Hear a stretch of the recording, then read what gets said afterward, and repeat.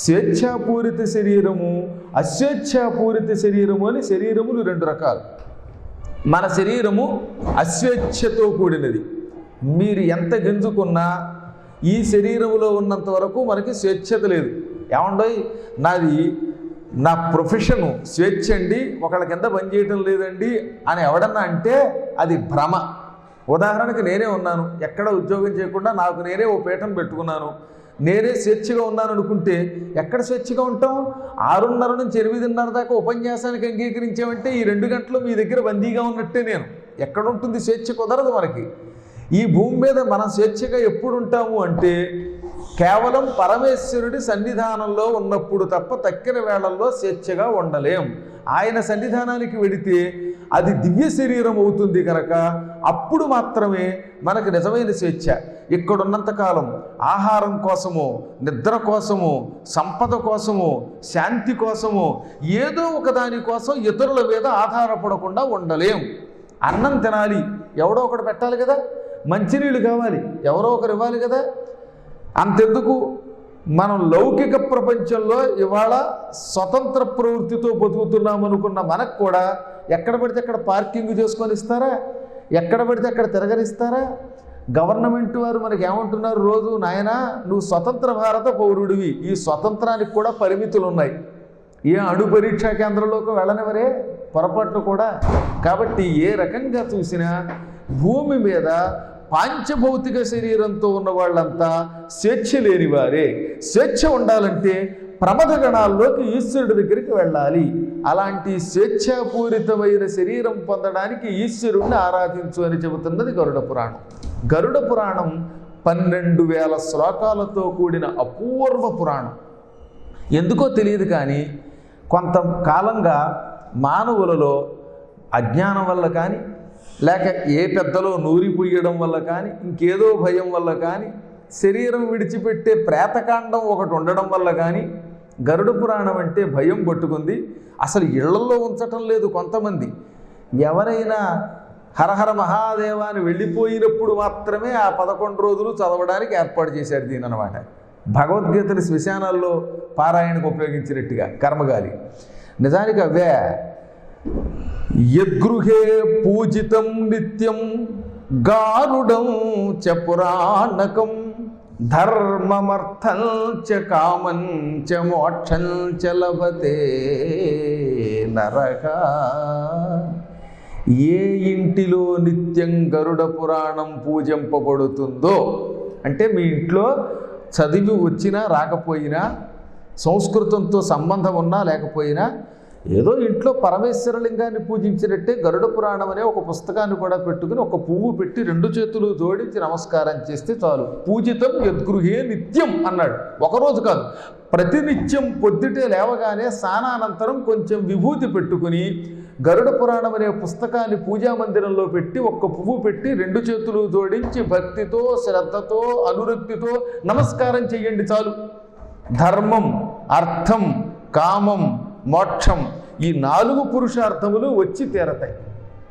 ముందు ధర్మం, ఆ తర్వాత అర్థం, మూడవది కోరికలు కామం, 4వది మోక్షం. ఈ 4 రావాలంటే కనీసం పుస్తకం పూజిస్తే చాలన్నారు. ఈ మధ్యన ఒక ఆయన ధర్మ సందేహాల్లో అడిగాడు, ఏమండి ఈ పురాణాల్లో ఉన్న శ్లోకాలు వింటే పాపాలు పోతాయంటారు, అలాంటప్పుడు ఇంక ఈ కర్మ సిద్ధాంతం ఎందుకు, ఈ పూజలు ఎందుకు, ఈ గుళ్ళు ఎందుకు, గోపురాలు అన్నాడు. వారి పిచ్చివాడ, ఇది కూడా ఒక కర్మయే. ఈ శ్లోకాలు చదవడం కూడా కర్మలో ఒక భాగం. అందుకే గుళ్ళోకి వెళ్ళాక అత్యద్భుతమైన కంఠంతో మనం ఏమంటున్నాం, సద్యో జాతం ప్రపద్యామని అండల్లా, అవి కూడా ఛందస్సే. నువ్వు చేస్తున్న పనిలో పలకడం కూడా, ఉచ్చారణ చేయడం కూడా ఒక కర్మమే. ఇది కర్మ కాదనుకోకు. నువ్వు వినడం ఒక కర్మ, చదవడం ఒక కర్మ, దీనిని 10 మందికి చెప్పడం అది కూడా ఒక కర్మమే. అనగా పని చెయ్యడంలో ఇవన్నీ కూడా భాగములే. మనం పనిని అనేక విధాల్లో చేస్తున్నాం, ఇది కూడా ఒక భాగం అన్నమాట. దీన్ని మర్చిపోయి ఇది పని కాదనుకుంటే ఎలాగ, ఇది అజ్ఞానమేగా మరి. అందువల్ల ధర్మార్థ కామ మోక్షములనే 4 కావాలంటే కనీసం విన్నా చాలు, నమస్కరించినా చాలు, పుస్తకాన్ని పూజించినా చాలు అన్నాడు. ఎలాగా అంటే ఈ పురాణములు అగ్నితో సమానమైనవి. మీ ఇంట్లో నిప్పు ఉంది, అదే దీపారాధన వెలిగించారు ఇప్పుడు 5 ఒత్తులు. ఇక్కడ కూడా ఈశ్వరుడు 5 ముఖాల్లో కనపడుతున్నాయి నాకు. సరిగ్గా 5 ఒత్తులు పెట్టారు.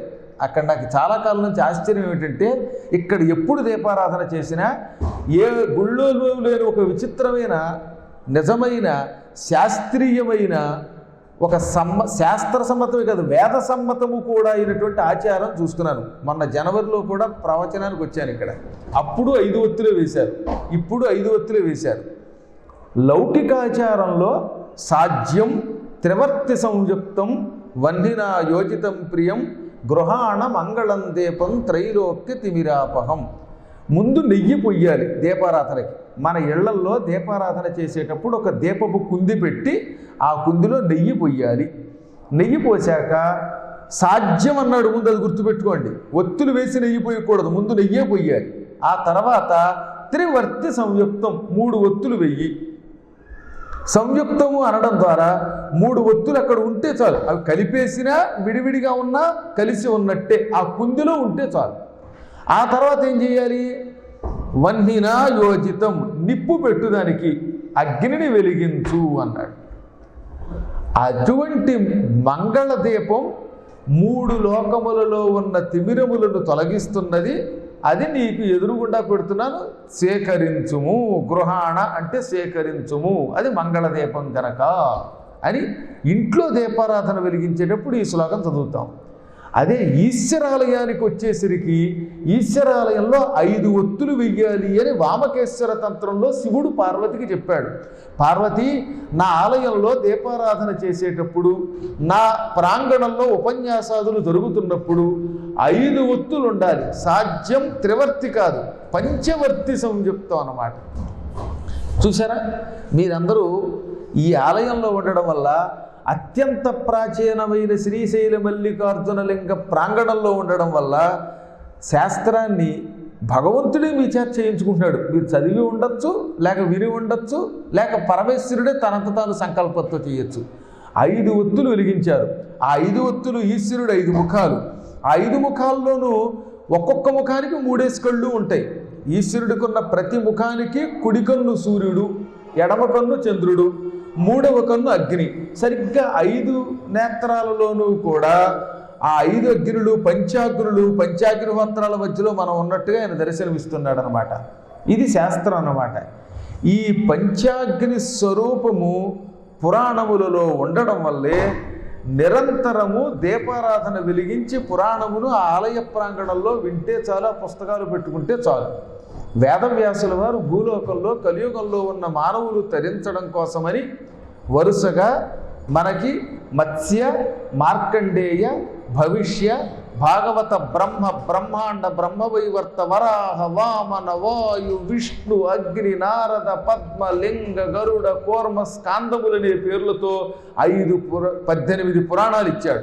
ఈ 18 పురాణాలు నిత్యం వినడానికి, ఇంట్లో పూజించడానికి, కేవలం చచ్చిపోయినప్పుడు మాత్రం చదవడానికి, లేకపోతే కొన్ని సమయాలలో మాత్రం పంచిపెట్టడానికి కాదనమాట. అందుకని నిత్యం అన్నాడు.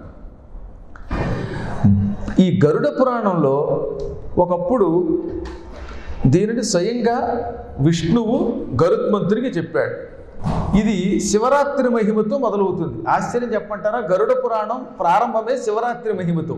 శివరాత్రి మహిమ, ఏకాదశి మహిమ, గయా క్షేత్ర మహిమ, పిండ ప్రదానాదులు, పాపపుణ్యాలు, స్వర్గానికి ఎవరెడతారు, ప్రత్యేకంగా స్వర్గకాండ ఒకటి ఉంది ఇందులో. స్వర్గానికి ఎవరెడతారు, నరకానికి ఎవరెడతారు, ప్రాణం పోయేటప్పుడు శివుడు ఎలా వచ్చి రక్షిస్తాడు, గంగానది మానవుల్ని ఎలా ఒళ్ళోకి తీసుకుంటుంది, అర్ధనారీశ్వరుడైన ఈశ్వరుడు ఎలాగ ఈ ప్రేతకాండానికి సిద్ధంగా ఉన్నవాడిని, అంటే ఆయువు తీరి చావడానికి సిద్ధంగా ఉన్నవాడిని కష్టపడకుండా ప్రాణం తీసేస్తాడు. ఇవన్నీ చెప్పారు 12,000 శ్లోకాలు. అందులో ప్రత్యేకంగా 5,000 శ్లోకాలు గంగా మహిమ, శివరాత్రి మహిమ, బిల్వ మహిమ, విభూతి మహిమ, రుద్రాక్ష మహిమలవి. 1200 శ్లోకాలు ప్రేతకాండకి సంబంధించినవి, 800 శ్లోకాలు స్వర్గానికి సంబంధించినవి. ప్రాణాపాయ స్థితిలో ఉన్నవాడు శివుణ్ణి తలుచుకోగానే వాడికి మృత్యుకంఠం తొలగించి హాయిగా ప్రాణం పోయేలా చేసేటటువంటి శ్లోకాలు ఒక 800 ఉన్నాయి. ఇలా ఎన్నెన్నో విశేషాలు ఉన్నాయి. అందువల్ల గుర్తుపెట్టుకోండి, మన పురాణములు 18 కూడా నిరంతరం నిత్యం ఎప్పుడైనా వినదగినవి.